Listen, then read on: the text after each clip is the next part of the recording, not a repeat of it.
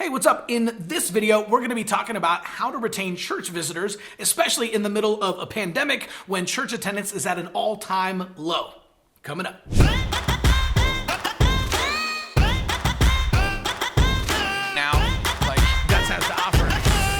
Hey, what's up, y'all? My name is Chris Abbott, but all my friends just call me Abbo. Now, if we're meeting for the first time, I've been helping churches use social media and the Plan Your Visit model to grow their church for the last 7 years. And in this video, we're going to be specifically talking about how to retain church visitors. Now, COVID basically fast-forwarded the world 5 years overnight. So if you look at some of the church trends, you're going to see that church attendance was already declining. Things were already moving towards a digital world.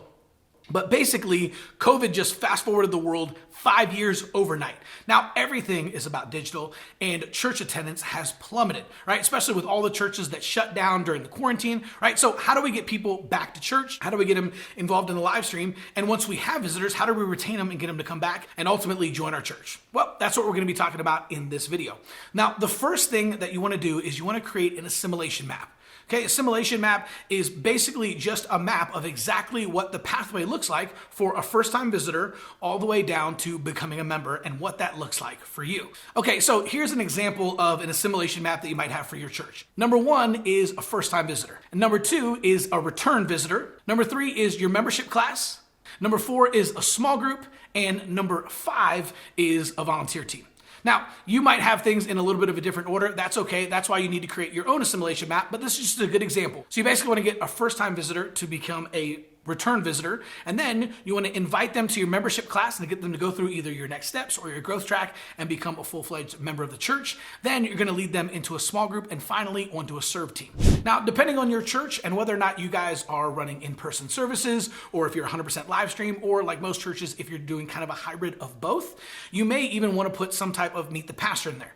So now you may already know this, but 80% of people who meet the pastor on the first visit will come back for a second visit. So you want to make sure that people meet you as the pastor on their very first visit, but then you also might have something like a more formal meet the pastor or a dinner with pastor or dessert with pastor, something like that after people have visited for the first time. This is a great way to kind of bring new people in, to kind of get to know you as the pastor and your family, and for you to kind of cast a little bit of vision and then lead people to their next step, which in this case would be membership class. And just a side note, now, if you are 100% live stream right now and you haven't been able to open back up and actually have services, then you can use something like Zoom or even Facebook Live, and you can do a digital meet the pastor.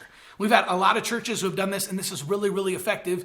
All you're going to do is just reach out to every single person who's been a first-time visitor or who started watching your live stream and just invite them. Say, hey, if you're new around here, we're actually having a digital Meet the Pastor on Zoom Thursday night at 7 o'clock. Here's the link. We'd love to have you come out and ask us any questions you have, and we're just going to tell you a little bit more about us and about the church so you can kind of get a feel for whether or not this is the right type of church for you. Okay, so one of the most important things is once you have your map, you want to follow up, follow up, follow up. Okay, and so you don't want to stop following up just because they came to church. So after the first time visitor, you want to follow up with them and you want to lead them to come back to church. After they are a return visitor, now you want to follow up with them to get them to membership class. Once they join the church, you want to follow up with them again to get them to join a small group. And then once they've joined a small group, you want to follow up with them again and lead them into joining a serve team. So the idea is you want to follow up after every single phase, just continue to stay in front of them, build a relationship, right? Build leadership equity, and you always want to come to them with their next step. So every time you're following up, you're leading them to their next step. So do you have an assimilation map for your church? Comment below and let us know. We want to know. And if you have any questions about how to create an assimilation map, let us know in the comments below. We'd love to help you out, and we'd love to hear what you guys are doing here as well. Okay, so one of the things that you want to make sure that you're doing when you're following up with people, no matter what stage they're in, is just keep it personal. Keep it lighthearted, right? Have a conversation. Don't be all business when you're calling. Don't just throw out their next step. Call them, use their first name, use their kids' names. Just touch base, build that relationship equity, find out how things are going, how their family's going, how work stuff is going, right? How the kids are, right? Just build that relationship. And every single time that you talk to them and follow up, man, just start it by finding out how they're doing. Okay, so we've talked a lot about how to retain your visitors and how to get people in the church, how to move them along your assimilation map. But if you want to learn how to get more visitors in the first place, go check out our video, How to Market Your Church for Growth. We'll see you soon.